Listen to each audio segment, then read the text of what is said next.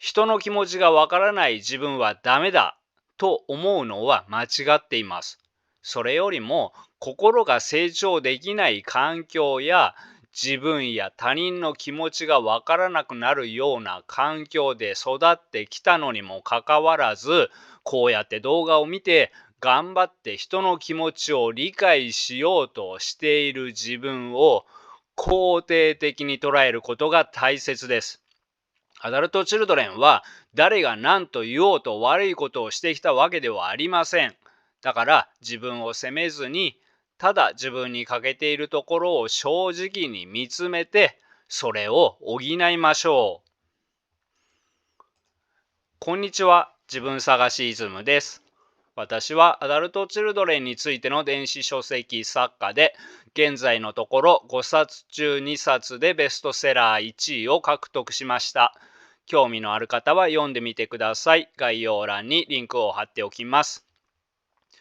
人の気持ちがわからないと人間関係のトラブルをどんどん引き起こしてしまいます。人の気持ちがわからない人は人の気持ちを考えていません。もっと問題なのは自分が人の気持ちを全く考えていないことに気づいていないことです。つまり人のことだけではなく自分のことも分かっていません。自分のことを分かっていなければ人のことはなおさら分かりようがありません。この動画は客観的に自分を見て自分の問題点が理解できるようになること、自分が気づかないうちに相手に対してしまっている迷惑に気づけるようになること、そして人の気持ちがわかるようになるトレーニング方法を知ることなどが目的です。1、人の気持ちがわからない原因。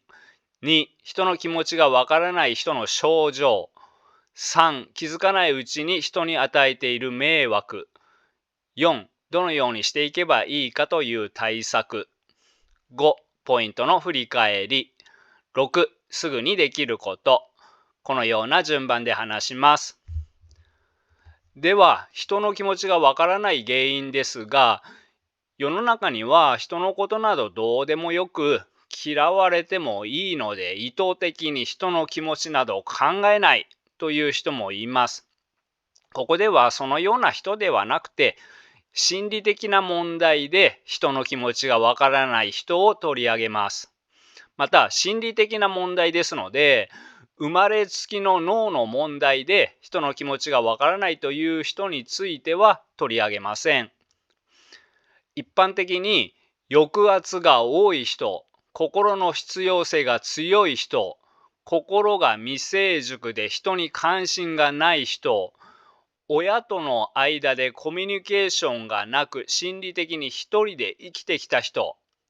人が怖い人、ナルシシストなどは人の気持ちがわからなくなります。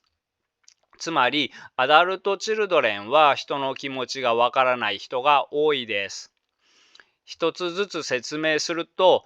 抑圧が多いということは、認めたくないことが多いということです。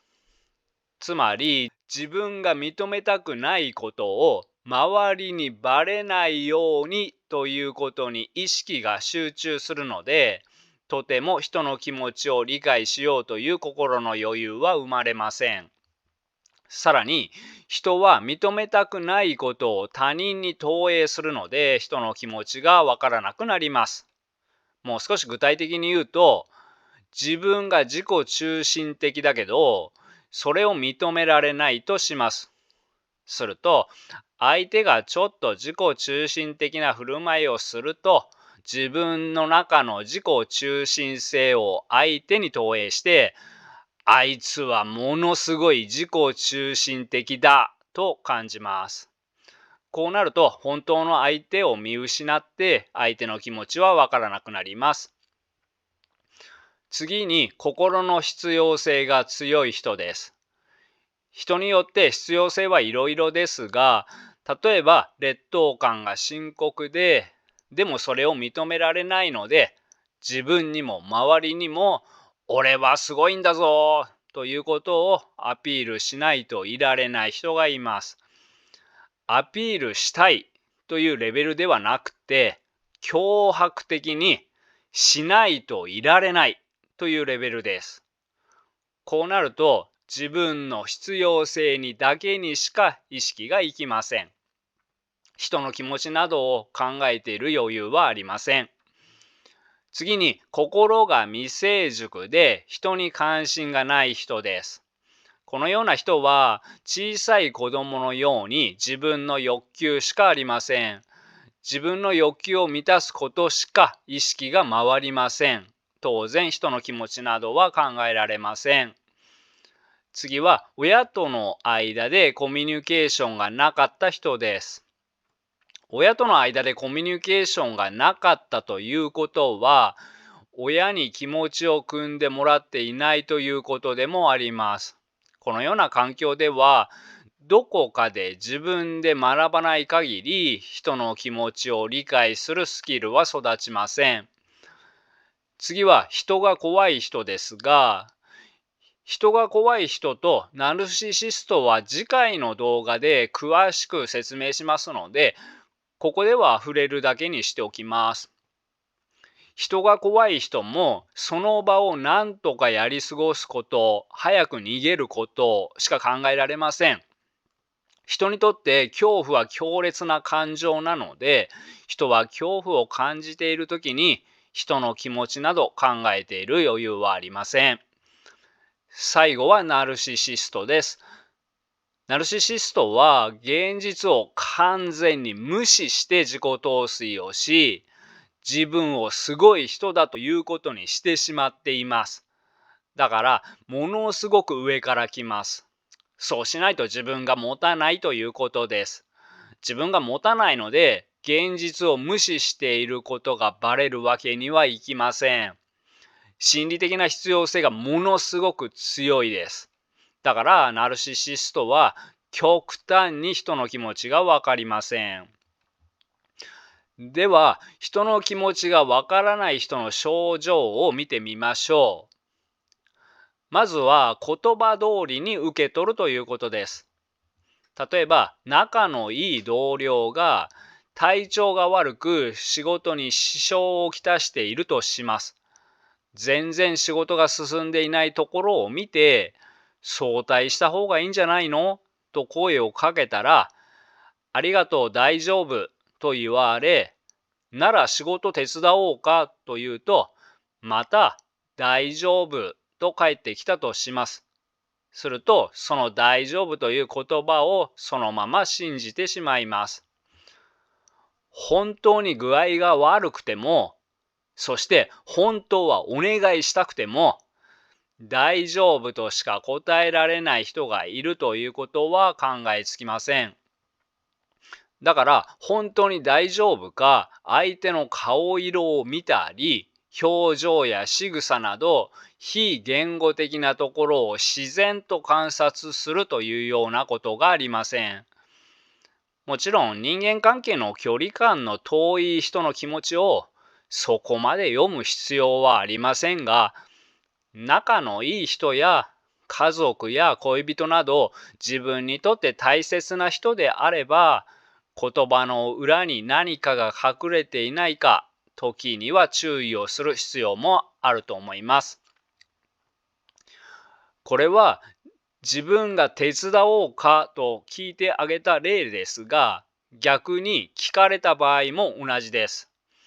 手伝ってと言われたとします。聞く人もいろいろなタイプがいますが、ここではただ単に軽い気持ちで聞いてみるタイプの人だとします。相手は軽い気持ちで聞いているだけなので、忙しいから無理だよ。で、何の問題も起きません。でも、子供の頃に親に力で支配されていたようなアダルトチルドレンに多いのは、まるで絶対に逆らえない命令をされたかのように感じてしまいます。そこで、ごちゃごちゃ回りくどい言い訳を始めます。あるいは、いやいや手伝い、頼んできた相手を恨みます。人の気持ちがわからないから、相手が怖い人なのか、自己中心的な人なのか、軽い気持ちで聞いてみるタイプの人なのかということがわからないのです。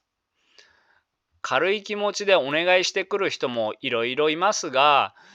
自己中心的な人とは限りません。人を手伝うことが苦ではない優しい人は、時には自分も手伝います。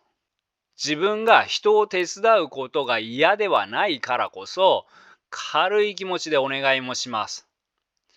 このような人は優しい人なので、無理だよと言われても恨みませんが、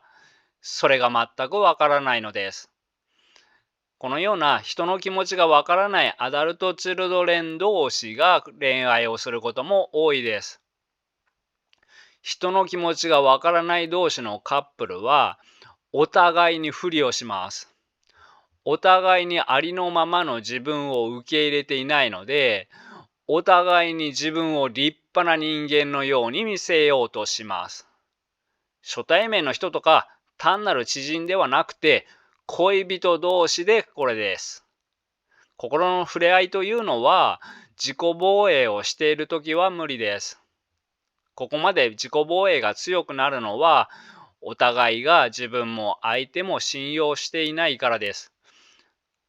これで心が触れ合うわけがないのですが、人の気持ちを考える余裕がないまま生きてきた人は、そのことにも気づきません。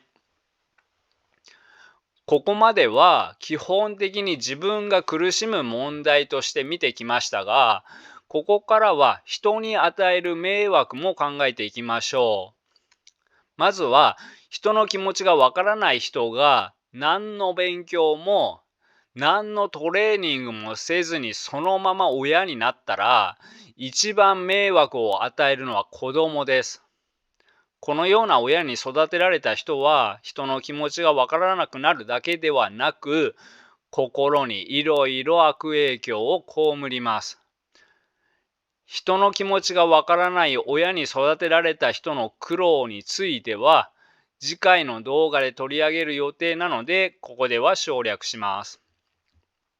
では、病的に劣等感が強い人を考えてみましょう。病的に劣等感が強く、自分を周りに認めさせる必要性が強く、人の気持ちがわからない人は、ものすごく努力をします。また、ものすごく出しゃばります。例えば、平社員だとします。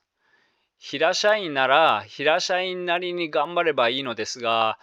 認められるために出しゃばって部長の役割をしようとして嫌われます。このような人も迷惑をかけようと思っているわけではないし、輪を乱そうとするつもりはありません。ただ、周りに認めてもらう心理的な必要性が強すぎて、周りの気持ちを考えられずに部長の役割をしています。人の気持ちがわからないので、周りに迷惑をかけて煙たがられていることにも気づいていません。つまり、わざわざ大変な仕事をして嫌われています。心理的に必要性が強い人は、それだけにとらわれるので、本当にこのようなことが起こります。ここまで人の気持ちが全くわからないのは、相手に興味がないからです。相手に興味がなく、人に認めてもらう必要性が強すぎる人は、とにかく勝つために突進します。イノシシのように周りの畑を荒らしながら突進します。これでは仮に昇進争いに勝っても誰もついてきません。短期的な勝負には勝っても長期的には周りに嫌われていきます。次は病的に依存心が強くて誰かにしがみつくタイプを見てみましょう。依存心が強い人も相手の欲求に興味がなく自分の欲求を満たすことに意識が集中します。心が未成熟ということもあり、相手を操作して自分の欲求を満たそうとします。だから相手に何かをしても激しく見返りを求めています。人の気持ちがわからない人が激しく見返りを求めているということです。こうなると、相手にとってはありがた迷惑をします。ありがた迷惑をして、こんなにしてあげたんだからと見返りを要求していたりします。激しく見返りを求めている人は、見返りが返ってこないと激しい怒りになります。また、このタイプは自分を悲劇のヒロインにして相手を変えようとしたりします。例えば、私はこんなに頑張っているのに、パートナーはこんなにひどいんです。と、周りに吹聴します。ひどくなると、自分の兄弟だけが集まっている親戚の集まりでこのように言う人もいるかもしれません。このような人も過酷な人生を送っていて悪い人ではないのですが、自分の欲求を満たすことに必死で相手の気持ちを考えないからこそ吹聴することになるんです。つまり自分に必死で相手の気持ちがわからないから気づかないうちに相手に迷惑をかけていていつの間にか嫌われていくということです。では、アダルト・チルドレンで人の気持ちがわからない人はどのようにしていけばいいかという対策です。まず、人の気持ちがわからない自分はダメだと思うのは間違っています。それよりも、心が成長できない環境や自分や他人の気持ちがわからなくなるような環境で育ってきたのにもかかわらず、こうやって動画を見て頑張って人の気持ちを理解しようとしている自分を肯定的に捉えることが大切です。アダルト・チルドレンは誰が何と言おうと悪いことをしてきたわけではありません。だから自分を責めずに、ただ自分に欠けているところを正直に見つめて、それを補いましょう。欠けているところは人によって違いますが、例えばアダルト・チルドレンは感情を抑圧していることが多く、自分でも自分の気持ちがわからなくなっているかもしれません。当たり前ですが、自分の気持ちがわからなければ他人の気持ちもわかりません。例えば、悲しいという感情を自分で認識できない人は、他人が悲しんでいる仕草を見て、あ、悲しんでいるんだな、と敏感に察するのは難しくなります。また、前述の通り、自分の中に認めたくない感情があって抑圧していれば、それを相手の中にあると間違って認識しやすくなります。なので、本当の自分の気持ちがわからない人は、本当の自分の気持ちと向き合うことが大切です。今考えていることをノートに書いてみたり、意図的に本当は自分はどう感じているのだろう、自分が今気づいていない感情って何だろうと何度も何度も考える習慣をつけてみてください。次に、安心して親に甘えられるという安全な環境で育っていない人は心が成長していないかもしれません。このような人は心を育てる必要があります。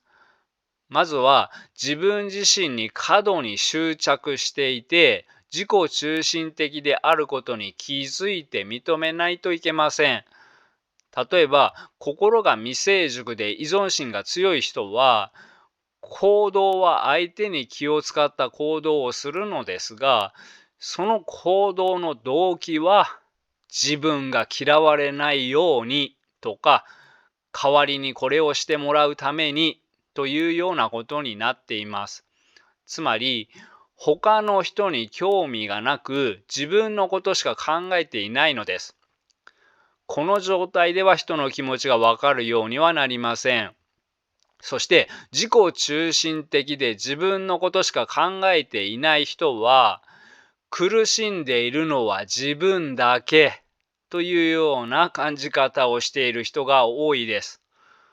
自分はとても重症だ。自分が一番ひどい。ここまで苦しんでいるのは自分だけ。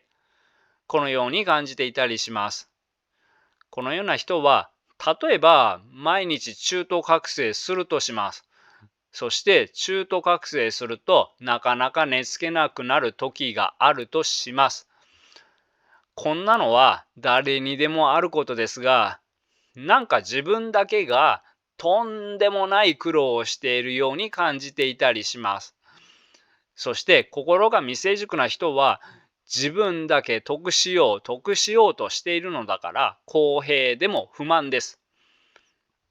この状態の人に不公平が訪れると、普通の人以上に耐え難くなります。怒りや苦痛は普通の人の比ではありません。でも、他の人も自分と同じようなことで苦しんでいるんだな、ということがわかるようになってくると、だいぶ楽になってきます。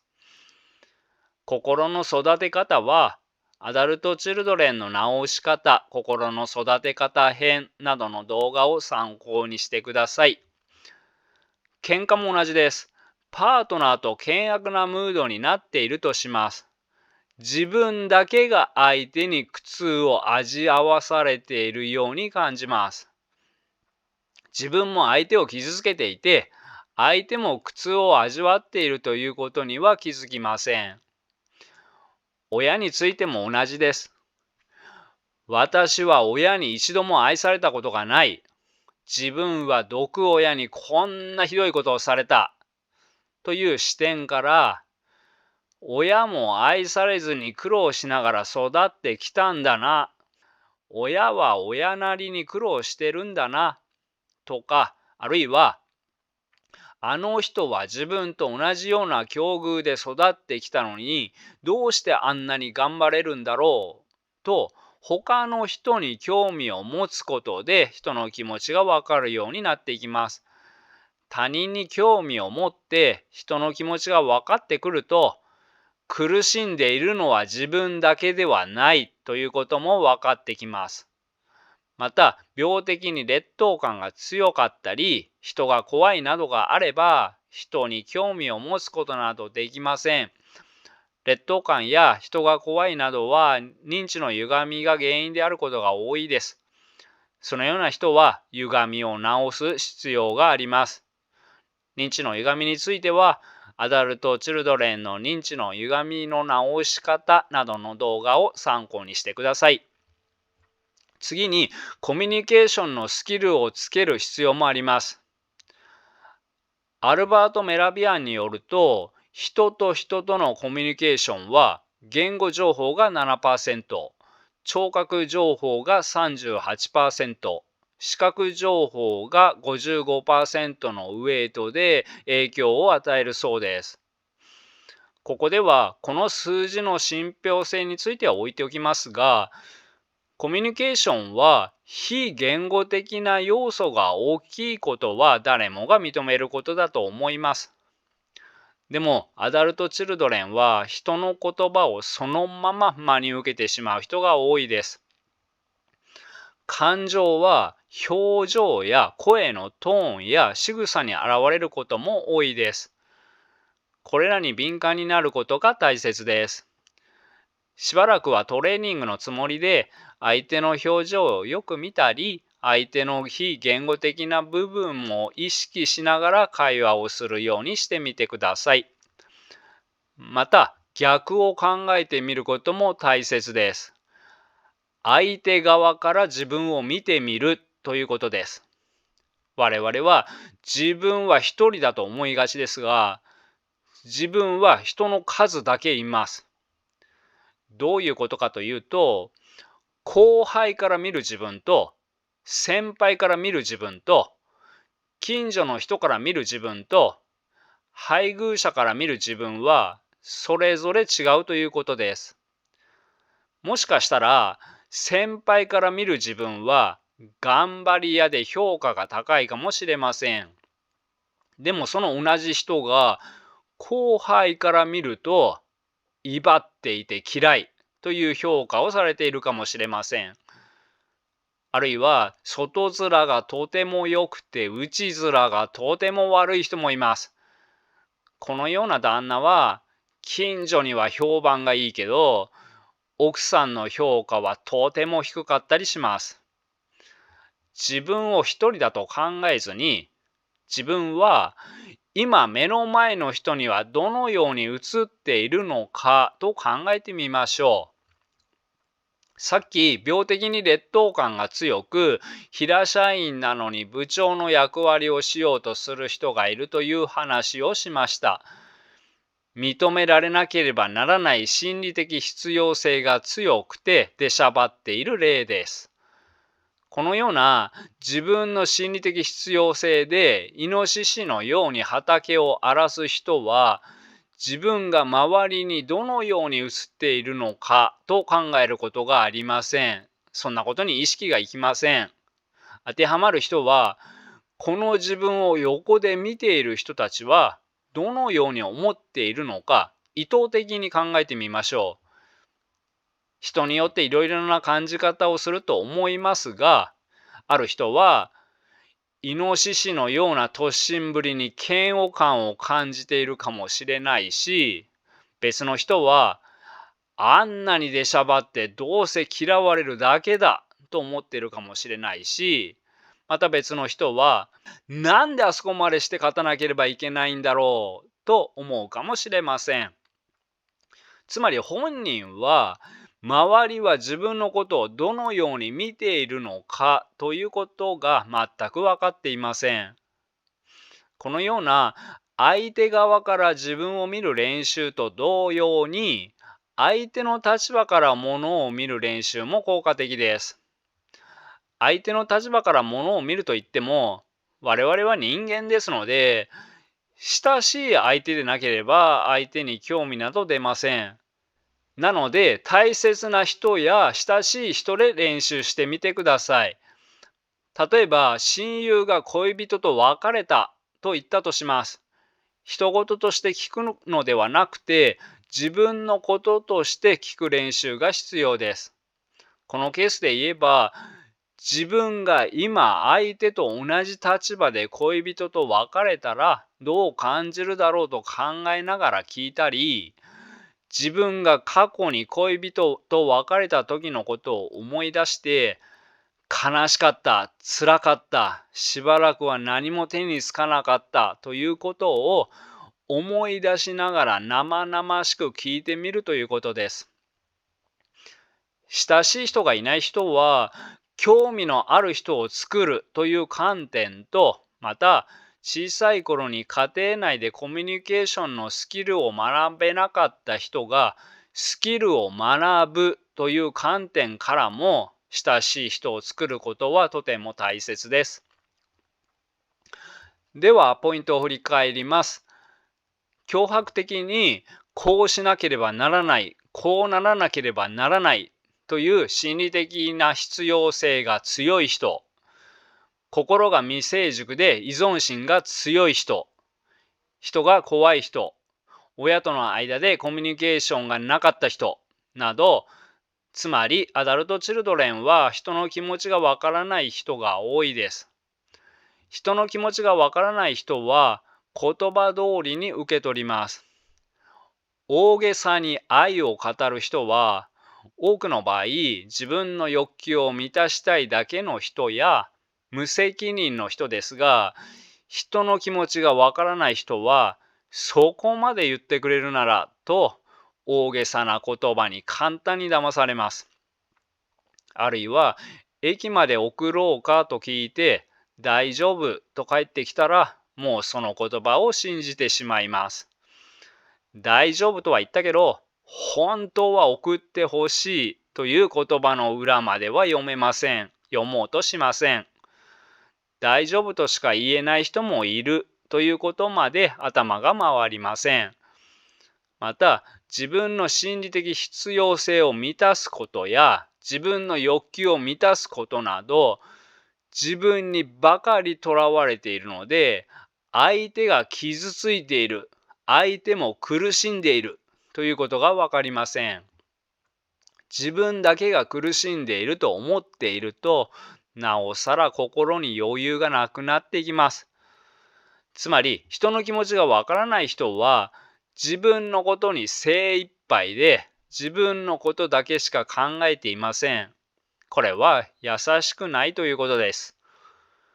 人の気持ちがわからない人も、厳しい人生を送っているだけであって、悪い人ではないのですが、これではどんどん周りに嫌われてしまいます。人の気持ちがわからなくなる主な原因である心理的な必要性が異常に強いのも、心が未成長で依存心が強いのも、人が怖いのも、周りと心が触れ合っていないから悪化しています。人の気持ちがわかるようになることは、相手と一体感が感じられるということでもあります。人の気持ちがわかるようになってくると、アダルト・チルドレンの症状も和らいでいきます。なので、意図的に自分でスキルを育てていく必要があります。これからは自分の気持ちだけではなくて、意図的に相手の気持ちも考えてみましょう。日常の中で何でもいいのですが、例えば SNS などで知らない人にメールやリプを送り、返信がなくて傷ついたとします。傷ついたということは、返信は来ないかもしれないと思って送っていたのではなくて、返信が来て当たり前だと思っていたということです。それなのに返信が来なかったということは、相手との間にズレがあったのです。この事件を一度相手の立場からものを見てみてください。相手は相手で、相手の人生を生きているんだな。見ず知らずの人の人生に関わってる暇がないんだな。ということが見えてきたら大進歩です。あるいは人の気持ちがわからない人は、自分の都合で相手のことをよく考えずにメールを送ります。自分の都合とは、恋人と会えなくて寂しいとか、今ちょっと暇なのでなんとなくとか、自分の心の必要性を満たすためとか、誰でもいいから自分のことを理解してもらいたいとか、誰でもいいから構ってもらいたいとか、このようなメールは矛盾だらけになるので、相手にしたらものすごく返信しづらいかもしれません。自分がどのような内容のメールやリプを送っているか一度確認してみてください。そして自分が相手だったらそのメールやリプにどのように返信するかと相手側から考えてみてください。他にも人の気持ちがわからない人はイノシシのように畑を荒らしていたり、自己中心的に自分のことだけを考えていたり、依存心から無我夢中で相手にしがみついていたりします。しがみついているとは、怒ったり不機嫌になったり泣いたり、あらゆる手を使って相手を操作しようとしているということです。そのようなことを認識するために、相手から自分はどのように映っているのかという視点を持つことを強くお勧めします。また、人の気持ちがわからない人は勘違いも多いです。ちょっと相手から笑顔がなくなると、もうあの人は私のことを嫌いになったに違いない。私は洞察力が鋭いから間違いない。このように歪んだ認知で解釈したりします。アダルトチルドレンで心がわからない人は、心を成長させること、コミュニケーションのスキルを育てることのほかに、認知の歪みを直すことも大切です。では、すぐにできることのコーナーですが、このコーナーは動画の一番最後にその日話した内容の中ですぐにできることを考えてから終わることにしています。今日の内容のすぐにできることは、過去の人間関係のトラブルを考えてみようです。まずは人間関係のトラブルで嫌なことをされ続けたので、自分から距離を取ることにした相手について、相手はこちらに何をしたか気づいていないのではないかと考えてみてください。人の気持ちがわからない人は、嫌われる直前まで自分のしていることに気づいていないし、嫌われてからはもうまだ気づいていない人も多いです。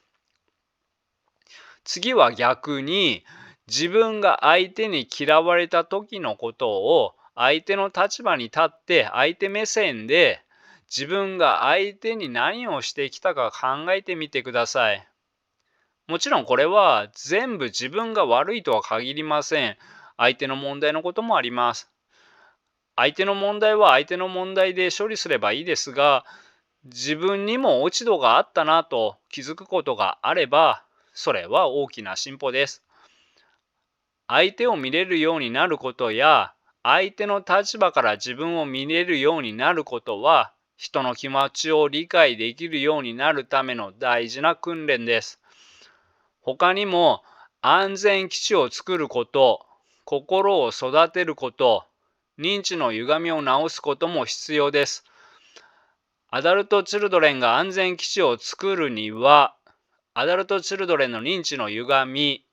甘えや依存心を克服しようなどの動画や再生リストも参考にしてください。動画のすぐ下の概要欄にリンクを貼っておきます。そして、人の気持ちがわからない人は、人の気持ちがわからない親に育てられていることがとても多いです。